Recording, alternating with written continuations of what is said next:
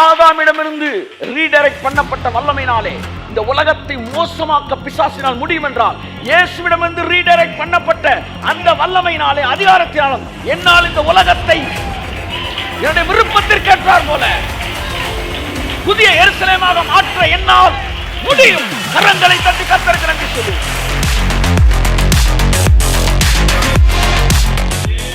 பூமிக்கு வெளிச்சம் கொடுக்கணும்னா உன் வாழ்க்கையோட எண்ணமும் உடைய சிந்தனையும் வானத்தோடு இணைக்கப்பட்டிருக்க வேண்டும். பூமியோட சிந்தனை இணைக்கப்பட்டவர்கள் பூமிக்கு வெளிச்சம் தர முடியாது. வானத்தோடு வானவரோடு எவருடைய சிந்தனை இணைக்கப்பட்டு இருக்கிறதோ அவர்கள் இந்த பூமிக்கு வெளிச்சம் தருகிறவர்களாக இருப்பார்கள்.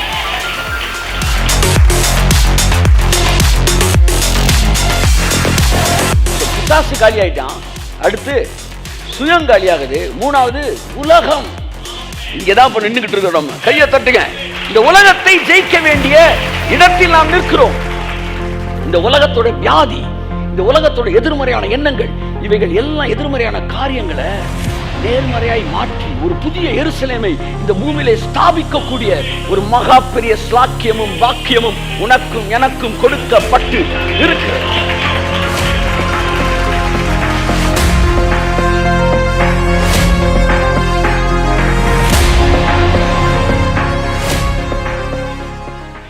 சரி, அன்புக்குரியவர்களே, நம்முடைய வாழ்க்கையிலே இந்த உலகத்திலே கர்த்தர் நம்மை இந்த பூமியிலிருந்து துண்டிக்கப்பட்டவர்களாக விடுவிக்கப்பட்டவர்களாகத்தான் இந்த பொல்லாத பிரபஞ்சத்திலிருந்து நம்மை விடுதலை ஆக்கும்படிக்கு அவருடைய சித்தத்தின்படி தம்மை தாமே சிலுவையிலே அவர் ஒப்பு கொடுத்தார். இயேசு சிலுவையிலே தன்னை ஒப்பு கொடுத்ததன் நோக்கம் பிசாசிடமிருந்து உங்களை விடுதலை செய்ய வேண்டும் என்பது மட்டுமல்ல, உங்கள் மாம்சத்திலிருந்து நீங்கள் விடுதலை அடைய வேண்டும் என்பது மட்டுமல்ல, இந்த பிரபஞ்சத்தின் எல்லா விதமான விதிகளிலிருந்து நீங்கள் விடுதலை பெற்றவர்களாய் வாழ வேண்டும் என்பது தேவனுடைய திட்டமாய் சித்தமாய் இருந்தது. நீங்கள் இந்த பிரபஞ்சத்தின் விதிகளிலிருந்து விடுவிக்கப்பட்டவர்கள். ஆகவே பிரபஞ்சத்தின் விதிகள் இந்த உலகத்து மக்களை ஆளுகை செய்வது போல உங்களை ஆளுகை செய்ய முடியாது. ஏனென்றால் கலாத்தியர் 1 அதிகாரத்தில் சொல்லப்பட்டது போல பொல்லாத பிரபஞ்சத்திலிருந்து உங்களை விடுதலை ஆக்கும்படிக்கு தேவனுடைய சித்தத்தின்படி தம்மை தாமே அவர் ஒப்பு கொடுத்தார். அந்த வசனத்தை வாசிப்போம். கலாத்தியர் 1 அதிகாரம் 4 வசனம் வாசிப்போம். அவர் நம்மை இப்பொழுது இருக்கிற பொல்லாத பிரபஞ்சத்தில் நின்று விடுவிக்கும்படி நம்முடைய பிதாவாகிய தேவனுடைய சித்தத்தின்படியே நம்முடைய பாவங்களுக்காக தம்மை தாமே ஒப்பு கொடுத்தார். இப்பொழுது இருக்கிற இந்த பொல்லாத பிரபஞ்சத்தில் இருந்து, இப்ப இருக்கிற இந்த பிரபஞ்சத்துக்கு பைபிள் என்ன பேர் சொல்லுதுன்னா பொல்லாத பிரபஞ்சம். பாருங்க, காத்தடிக்குது, மழை அடிக்குது, இருக்கிற மக்களுடைய மனநிலை சரீரம் பாதிக்கப்படுகிறது. மக்கள் இயற்கைக்கு கீழ்ப்பட்டவர்களாக இருக்கிறார்கள். இது பொல்லாத பிரபஞ்சமாக இருக்கிறது. வியாதிகளை கொடுக்கக்கூடிய ஒரு பிரபஞ்சமாக இருக்குது. பாருங்கள், தண்ணி கெட்டு போச்சுன்னா அந்த பகுதியில் இருக்கிற எல்லாருக்குமே வியாதியை கொடுக்கக்கூடியதாக இருக்கிறது. ஜனங்கள் பிரபஞ்சத்திற்கு கீழ்ப்பட்டிருக்கிறார்கள். ஆனால் கர்த்தராய் இயேசு கிறிஸ்துவை சொந்த இரட்சகராய் ஏற்றுக்கொண்ட நீங்களும் நானும் இப்பிரபஞ்சத்திலிருந்து விடுதலை பெற்றவர்களாய் இருக்கிறோம். என் அன்புக்குரியவரே, இந்த உலகத்திலே 3 விதமான எதிரிகளை வேதம் நமக்கு சொல்லுகிறது. ஒன்று உலகம், மாமிசம், பிசாசு. இந்த 3 எதிரிகளை குறித்து வேதம் நமக்கு சொல்லுகிறது. இந்த 3 எதிரிகளும் நீங்கள் ரிவர்ஸ் ஆர்டரில் இருக்குது. உலகம், மாமிசம், பிசாசு. ஆனால் பிசாசு, மாம்சம், உலகம் அப்படி வரணும். 2000 வருஷங்களுக்கு முன்பாய் சிலுவையிலே இயேசு பிசாசை என்ன செய்தார்? வெளியரங்க கோலமாக்கினார். சிலுவையிலே ஜெயித்தார். நாம் பிசாசிடமிருந்து பூரணமாய் விடுதலை பெற்றவர்களாக இருக்கிறோம். நீங்கள் எந்த அளவு இந்த சத்தியத்தை உணர்ந்தவர்களாக இருக்கிறீர்களோ அந்த அளவு பிசாசின் ஆளுகைக்கு அப்பாற்பட்டவர்களாய் நீங்கள் இருக்கிறீர்கள். அந்தந்த காலகட்டங்களில் அந்தந்த வெளிப்பாடுகளுக்கு ஏற்ற மாதிரி பாடல்கள் எழுதியிருப்பாங்க. அது அந்த காலகட்டத்தின் வெளிப்பாடு. ஆனால் நாட்கள் போக போக தேவன் தம்முடைய பிள்ளைகளை அடுத்த கட்ட வெளிப்பாட்டிற்குள் என்ன செய்கிறார்? அழைத்து வருகிறார். அடுத்த கட்ட வெளிப்பாட்டுக்கு வரும்போது பாடல்களும் அடுத்த கட்ட மகிமைக்குள்ளே கடந்து வருகிறது. ஆகவே நண்புக்குரியவர்களே, நீங்கள் அதை புரிந்து கொண்டவர்களாக இருக்க வேண்டும். ஸோ இந்த உலகத்தில் பிசாசு, மாம்சம், உலகம் என்று 3 விஷயங்களிலிருந்து நம்ம விடுதலை பெற வேண்டியதாக இருக்கிறது. பிசாசிடம் வந்து இயேசுவை சொந்த இரட்சகரை நீங்கள் ஏற்றுக்கொண்ட மாத்திரத்திலே பூரணமாய் செங்கடலை கடக்கும்போது இன்று கண்ட எகிப்தியனை இனி என்றும் நீ காண்பது இல்லை என்கிற வார்த்தை எவ்வளவு சத்தியமோ, அதுக்கப்புறம் சாகிற வரைக்கும் இஸ்ரவேல் சந்ததியார் எகிப்தியனை பார்க்கவே இல்லை. கைத்தட்டுங்க, பார்க்கவே இல்லை. தேவனுடைய வார்த்தையை நீங்கள் விசுவாசிப்பீர்களானால், தேவனுடைய வார்த்தை உண்மை என்று நீங்கள் நம்புவீர்களானால், அவருடைய உண்மை தன்மையை நீங்கள் சந்தேகப்படாமல் நீங்கள் ஏற்றுக்கொள்வீர்களானால், நான் உங்களுக்கு சொல்லுகிறேன், இயேசுவை சொந்த இரட்சகராக ஏற்றுக்கொண்ட ஒருவனுடைய வாழ்க்கையின் வழியில் கூட பிசாசு கிராஸ் பண்ணவே முடியாது. அதுதான் சத்தியம், அதுதான் உண்மை. ஆமென். தேவனுடைய உண்மை என்று ஒன்று இருக்கிறது, அந்த உண்மை மாறாதது. இனி துஷ்டன் உன் வழியாய் வருவது இல்லை, விருத்த சேதனம் இல்லாதவனும் அசுத்தனும் உன் பாதையில் வருவது இல்லை. அந்த பாதை பெரும் பாதையான வழியாய் இருக்கும். தீட்டும் அசுத்தம் உள்ளது ஒன்றும் அதிலே பிரவேசிப்பது இல்லை. இந்த வார்த்தை தான் உங்கள் வாழ்க்கை, இந்த வார்த்தை தான் நம்முடைய வாழ்க்கை. மறுபடி மறுபடி மறுபடி மறுபடி இந்த சத்தியம் நான் நம்முடைய மனதை டிரான்ஸ்ஃபார்ம் பண்ண வேண்டும், டிரான்ஸ்ஃபார்ம் பண்ண வேண்டும். இந்த உலகத்தில் கன்வின்ஸ்டு மைண்டா இல்லை, டிரான்ஸ்ஃபார்ம்டு மைண்டா நாம் இருக்க வேண்டும். இந்த உலகத்துக்குள்ளே இருக்கும்போது நீங்கள் என்ன அட்மாஸ்பியருக்குள்ளே இருக்கிறீங்களோ அந்த அட்மாஸ்பியர் உங்களை கன்வின்ஸ் பண்ணும். பாருங்க, நீங்கள் வந்து ஒரு ஹாஸ்பிட்டலுக்குள்ளே போயிட்டு வரும்போது, ஹாஸ்பிட்டலுக்குள்ளே போகும்போது அங்கே இருக்கிற மனநிலை, அங்கே இருக்கிற வியாதி அல்ல, வியாதிப்பட்டவர்களுடைய ஃப்ரீக்குவன்சி. ஒரு 100 பேர் வியாதிப்பட்ட இடத்துல இருக்கும்போது 100 பேர் லோன்லியாக, கைவிடப்பட்டவர்களாக, எதிர்காலம் இருண்டவர்களாக, தங்கள் வாழ்க்கையிலே பயந்தவர்களாக, இத்தகைய எதிர்மறையான ஃப்ரீக்குவன்சி அவங்களுக்கே தெரியாமல் வெளியே கக்குவாங்க. அவங்களுக்குள்ள இந்த வெளியே வந்துக்கிட்டே இருக்கும். அதனால தான் நீங்கள் எக்ஸிபிஷனை வந்து 6 மணி நேரம் சுற்றினா கூட உடம்புல அவ்வளோ டயர்ட் இருக்காது. ஹாஸ்பிட்டலுக்குள்ளே 1 ஹவர் போயிட்டு வந்தீங்கனாலே லைட்டாக அந்த ஃப்ரீக்குவன்சி வேவ் லென்த்து உங்களை என்ன செய்யுது? ஆமாம், லைட்டாக வந்து டிஸ்டர்ப் பண்ணுது. அப்போ நான் என்ன சொல்ல வரேன்னா வந்து, இத்தகைய ஒரு மனிதன் அந்த இடத்துலையே இருக்கும்போது அவனுடைய மைண்டு கொஞ்சம் கொஞ்சமாக கன்வின்ஸ் ஆகி அக்கார்டிங் டு த வேர்ல்டு, அந்த உலகத்துக்கு ஏற்றார்கள் பேச ஆரம்பிக்கிறான். he starts speaking according to that world. அந்த உலகத்துக்கு ஏற்ற மாதிரி ரெசிப்ரோகேட் பண்ண ஆரம்பிக்க. அப்படின்னா என்ன அர்த்தம்னா, அவனுடைய மனது கன்வின்ஸ் ஆகிறது. ஆனால் தேவனுடைய வெளிப்பாட்டோடு ஒரு மனிதன் இணைக்கப்படும் போது அவனுடைய சிந்தனையும் அவனுடைய எண்ணங்களும் இயேசுவின் நாமத்தில் டிரான்ஸ்ஃபார்ம் ஆகுது. இது டிரான்ஸ்ஃபிகர் ஆகுது. டிரான்ஸ்ஃபிகர் ஆன உடனே அவனுடைய சிந்தனை வேறு விதமாய் சிந்திக்கிறது, அவன் வார்த்தை வேறு விதமாய் புறப்பட்டு வருகிறது. அதுக்கு அந்த வார்த்தை வேற மாதிரி வரணும்னா என் மைண்டு வேற மாதிரி டிரான்ஸ்ஃபார்ம் ஆகணும்.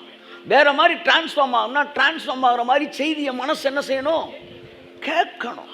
வயசாயிடுச்சுல சார் அப்படின்னா அது கன்வின்ஸ்டு மைண்டு.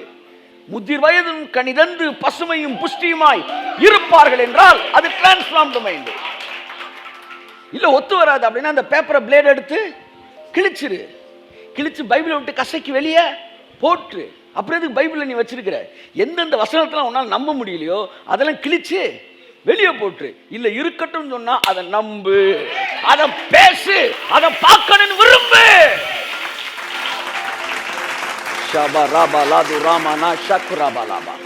அது வேலை செய்கிறது, அது வேலை செய்கிறது.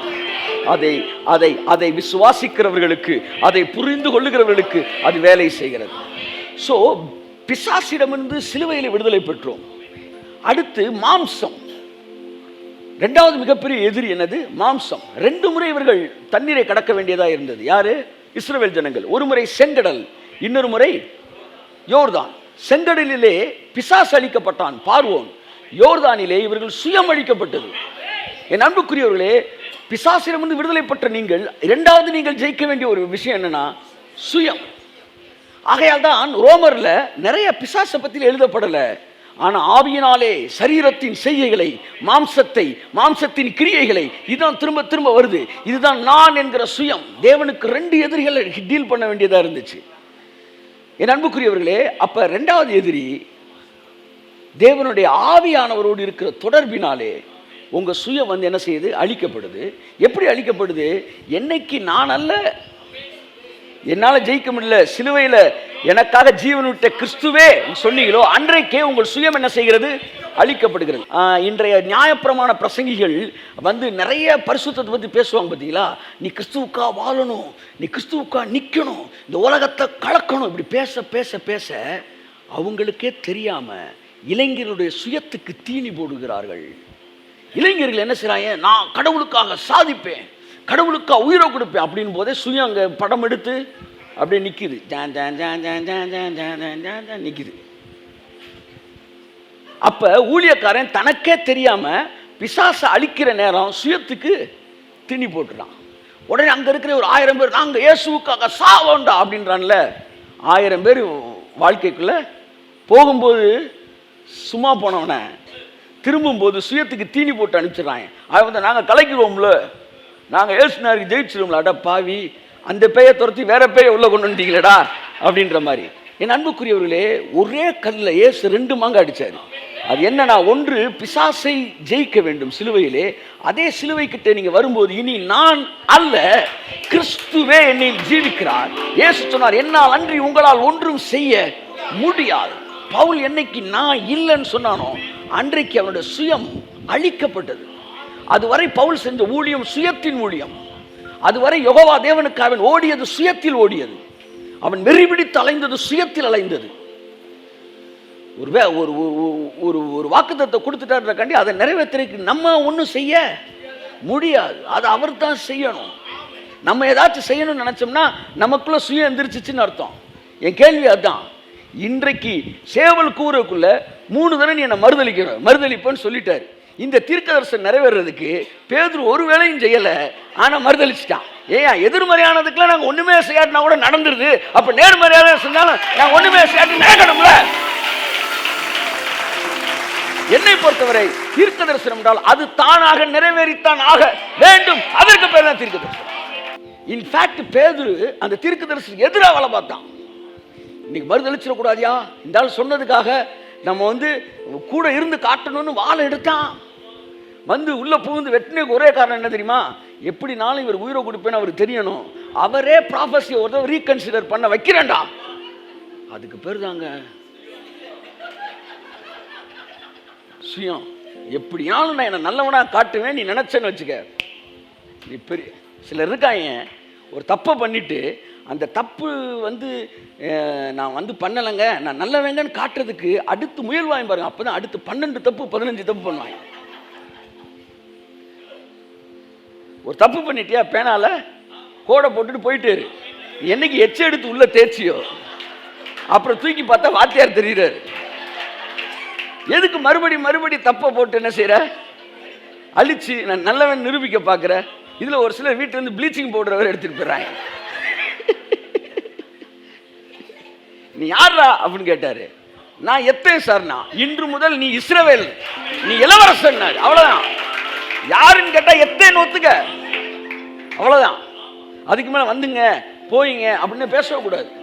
இங்கதான் சுயம் நிக்குது. கடவுளுக்காக உன்னை சாதிப்பேன்னு சொல்லாதீங்க. அங்கே சுயம் நிற்கிறது. பிசாசு போயிட்டான், சுயம் நிற்கிறது.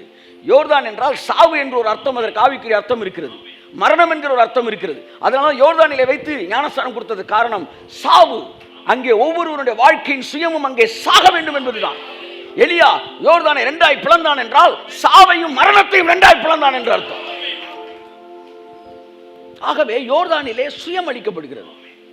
பிசாசு காலி ஆயிட்டான், அடுத்து சுயம் காலியாகுது. 3வது உலகம். இங்கதான் இப்ப நின்றுகிட்டு இருக்கிறோம். கையை தட்டுங்க. இந்த உலகத்தை ஜெயிக்க வேண்டிய இடத்தில் நாம் நிற்கிறோம். இந்த உலகத்தோட வியாதி, இந்த உலகத்தோட எதிர்மறையான எண்ணங்கள், இவைகள் எல்லாம் எதிர்மறையான காரியங்களை நேர்மறையாய் மாற்றி ஒரு புதிய எருசலேமை இந்த பூமியிலே ஸ்தாபிக்கக்கூடிய ஒரு மகா பெரிய ஸ்லாக்கியமும் பாக்கியமும் உனக்கும் எனக்கும் கொடுக்கப்பட்டு இருக்கிறது. 4 எதிரிகள் ஒரு பெரிய கொள்ளக்கொட்டக்காரங்க உங்களை கடத்திட்டு போயிட்டாங்க. கடத்திட்டு போயிட்டு ஒரு பெரிய குடோனில் கட்டி வச்சுட்டாங்க. வந்து இருட்டா இருக்கு. இப்போ இங்கேருந்து நீங்கள் தப்பிச்சு எங்கே போகணும்? போலீஸ் ஸ்டேஷனுக்கு போகணும். போனால் நீங்கள் கிட்டேருந்து பாதுகாக்கப்பட்டுலாம் அப்படின்னு நினச்சிட்டு உட்காந்துருக்கிறீங்க. எப்படா போலீஸ் ஸ்டேஷனுக்கு போகிறேன்னு நினைக்கிற வரைக்கும் நீங்கள் அந்த இடத்த பார்க்கும்போது எப்படி இருக்கும்? பயமாக இருக்கும், இருட்டாக இருக்குது, நீங்கள் எஸ்கேப் ஆகணும். எப்படா எஸ்கேப் ஆகிறது? அந்த இடமே உங்களை மிரட்டிக்கிட்டு இருக்கு. ஏன்னா நீங்கள் தப்பிச்சு போலீஸ் ஸ்டேஷன் போகணும். இப்போ சீனை நான் மாற்றி அமைக்கிறேன். 10 நிமிஷத்தில் போலீஸ் இப்போ இங்கே வரப்போகுது. கை தட்டுங்க. இப்போ நீ எதிரியை பார்க்கும்போது எப்படி பார்ப்பீங்க? அவன் துப்பாக்கி எடுத்து வச்சுக்கிட்டு இருந்தாலும் சிரிப்பீங்க.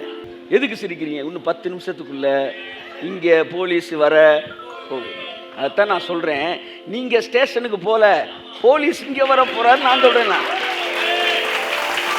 நீங்கள் ஸ்டேஷனுக்கு போகணும் பரலோகத்துக்கு போகணும் நினச்சனால தான் இந்த உலகத்தை பார்த்தா உங்களுக்கு பயமாக இருந்துச்சு.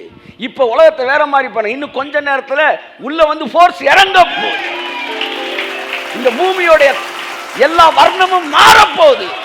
புதிய எருசலேம் இந்த பூமியில லேண்ட் ஆக போகுது. ஆகையால் உங்களை சுற்றி இருக்கிற எந்த எதிர்மறையான காரியங்களும் உங்களை பயமுறுத்த முடியாது.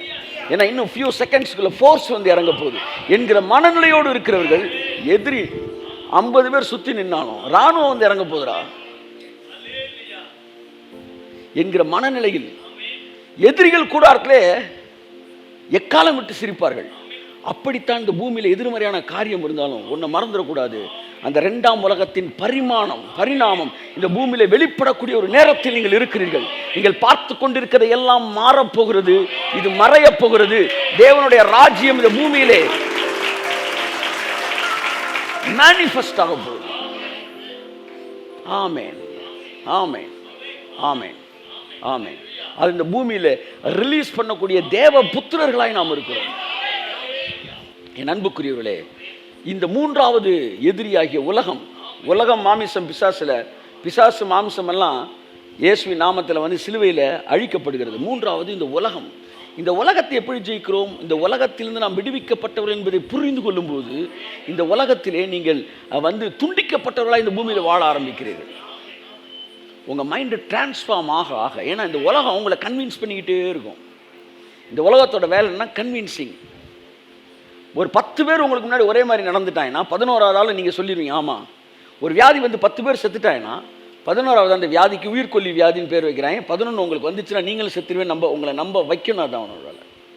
ஆனால் வார்த்தையை நம்ப நீங்கள் ஆரம்பிக்கும் போது உங்கள் வாழ்க்கை அவுட்ஸ்டாண்டிங் லைஃபாக மாறார். ஜீவ வசனத்தை பிடித்து கொண்டு இந்த உலகத்திலே சுடர்களைப் போல நாம் பிரகாசிக்கும்படி அழைக்கப்பட்டிருக்கிறோம். ஆமென் சொல்லுங்க. நீங்கள் யார்? ஜீவ வசனத்தை பிடித்து கொண்டவர்களாய் இந்த உலகத்திலே சுடர்களைப் போல பிரகாசிக்கும்படி. ஆமென், ஆமென், ஆமென். எல்லா பக்கமும் இருட்டான், ஆனால் ஸ்டார்ஸ் மட்டும் அந்த இருட்டுக்குள்ளே அப்படியே பிரைட் ஆகிட்டு அப்படியே ஷைன் பண்ணிக்கிட்டே இருக்குமா. அப்படித்தான் இந்த உலகமே வியாதி, வறுமை, வேதனை, கவலை, கண்ணீர், கஷ்டம் என்கிற இருள் மூடி இருந்தாலும் நீயும் நானும் வசனத்தை பிடித்து ஸ்டார்ஸாக இந்த பூமியிலே மின்னத்தக்கதாய் தேவனுடைய வசனத்தை பிலிப்பியர்ல பவுல் எழுதுகிறார். ஜீவ வசனத்தை பிடித்து கொண்டவர்களாய் உலகத்தில் சுடர்களைப் போல பிரகாசியுங்கள். இந்த பூமியில சுடர்களை ஆதியாகம அதிகாரத்தில் எழுதும்போது இந்த வார்த்தை எழுத, இந்த பூமியில வந்து வெளிச்சம் கொடுப்பதற்கும் இந்த பூமியில காலங்களையும் வருஷங்களையும் இந்த பூமிக்கு சொல்லி கொடுக்கறதுக்கு, டே இந்த காலண்டான்னு சொல்றது என்னதான்? நட்சத்திரம் தான் சொல்லணுமா? இந்த வருஷம்டா வந்து நியூ ஜெருசலேம் வரப்போகுதுரா, மேசியா பறந்துட்டாரா, இதெல்லாம் இந்த ஸ்டார் தான் சொல்லுமா? இப்ப நம்மளை எல்லாம் இந்த உலகத்துக்கு காலத்தையும் நேரத்தையும் சொல்லுவதற்காக சுடர்களாக தேவன் நம்மை வைத்திருக்கிறார். அப்போ பூமிக்கு வெளிச்சம் கொடுப்பதற்கு சுடர்களை பூமியில வைக்கலையா? எங்க வச்சாராம்? வானத்துல வச்சாராம். இது அப்படி இருக்கு. அப்ப பூமிக்கு நீங்க வெளிச்சம் கொடுக்கணும்னா நீங்க எங்க இணைக்கப்பட்டிருக்கணும்? அப்படியே கையெழுத்து. The one who is connected with heaven only can give light to the earth. So பூமிக்கு வெளிச்சம் கொடுக்கணும்னா உன் வாழ்க்கையோட எண்ணமும் உன்னுடைய சிந்தனையும் வானத்தோடு இணைக்கப்பட்டிருக்க வேண்டும். பூமியோட சிந்தனை இணைக்கப்பட்டவர்கள் பூமிக்கு வெளிச்சம் தர முடியாது. வானத்தோடு வானவரோடு எவருடைய சிந்தனை இணைக்கப்பட்டு இருக்கிறதோ அவர்கள் இந்த பூமிக்கு வெளிச்சம் தருகிறவர்களாக இருப்பார்கள். நீங்கள் வானத்தோடு வானவரோடு இணைக்கப்பட்டு ஒரே ஒரு வார்த்தையை அவர்கிட்ட கேட்டுட்டு வந்து நீங்க ஜனங்கள்ட்ட அந்த ஒரு வார்த்தையை பேசுனீங்கன்னா அந்த ஒரு வார்த்தை லட்சக்கணக்கான பேருக்கு வெளிச்சத்தை கொடுக்கும். வானத்தோடு இணைக்கப்பட்டவர்கள் நாம் யார் சொல்லுங்க? வானத்தோடு இணைக்கப்பட்டவர்கள். நீங்கள் வானத்தோடு இணைக்கப்படும் போதுதான் பூமிக்கு ஒளி கொடுக்க முடியும். உங்களை சுற்றி இருக்கிறவர்களை வசனத்தால் பாருங்கள். உங்கள் சூழ்நிலைகளை வசனத்தால் பாருங்கள். நீங்கள் இந்த பிரபஞ்சத்திலிருந்து விடுவிக்கப்பட்டவர்கள். இப்பொல்லாத பிரபஞ்சத்திலிருந்து விடுவிக்கப்பட்டிருக்கிறது. ஆகையால் இந்த பிரபஞ்சத்தின் விதி என்னை மேற்கொள்ள முடியாது. இந்த நாளில் எனக்கு அன்பானவர்களே, நான் அதில் எழுதின ஒரு விஷயத்தை உங்களுக்கு நான் பேசுவது நல்லது என்று நான் நினைக்கிறேன். ஒரு 15 நிமிஷம் நான் பேச விரும்புகிறேன். அதாவது ரீடைரக்டட் பவர் அண்ட் அத்தாரிட்டி. எல்லாம் சொல்லுங்க, ரீடைரக்டட் பவர் அண்ட் அத்தாரிட்டி. அதாவது திருப்பி விடப்பட்ட வல்லமையும் அதிகாரமும். திருப்பி விடப்பட்ட வல்லமையும் அதிகாரமும். இந்த பூமியிலே யாரு இந்த பூமியில் இருக்கிற எல்லா அழிவு சக்திகளுக்கும் பின்னணியில் இருப்பது என்னவென்றால் பிசாசானவன். வேதம் சொல்லுகிறது, திருடன் திருடவும் கொல்லவும் அழிக்கவும் வருகிறானே அன்றி வேறு ஒன்றுக்கும் வரான். என் அன்புக்குரியவர்களே, ஒரு பெரிய சுனாமி அந்த பூமியில் கொண்டு வந்து லட்சக்கணக்கான பேர் அழிக்கிறான் என்றால் அதுக்கு பின்பாக தேவன் இல்லை, அதற்கு பின்பாக யார் இருக்கா? பிசாசு இருக்கிறான். ஒரு பெரிய உயிர்கொல்லி நோய் அந்த பூமிக்குள்ள கொண்டு வந்து அந்த உயிர்கொல்லி நோய் மூலமாக லட்சக்கணக்கான பேர் அந்த பிளேக் மூலமாக லட்சக்கணக்கான பேரை அழிக்கிறான் என்றால் அந்த அழிவுக்கு பின்னாடி இருப்பது தேவன் அல்ல, பிசாசு. ஆனால் இதெல்லாம் செய்யறதுக்கு ஒரு வல்லமை தேவைப்படுது பாருங்க. கடல் தண்ணி அப்படியே அள்ளி நாட்டுக்குள்ள கொண்டு வரதுக்கு ஒரு பவர் தேவைப்படுது. உயிர்கொல்லி நோய்களை பூமிகளை கட்டவிழ்ப்பதற்கு ஒரு பவர் தேவைப்படுது. சூரியன் மூலமாய் வந்து சன் ஸ்ட்ரோக்குன்னு சொல்றாங்களா, வந்து அதில் நிறைய பேர் செத்து போறாங்க. அப்போ சூரியனை அவன் பயன்படுத்துவதற்கு அந்த வல்லமை அவனுக்கு தேவைப்படுகிறது. இயற்கை எல்லாவற்றையும் ஆளுகை செய்து அழிவு சக்திகளை செய்வதற்கு பிசாசு செய்கிறான்னா சும்மா கிடையாது.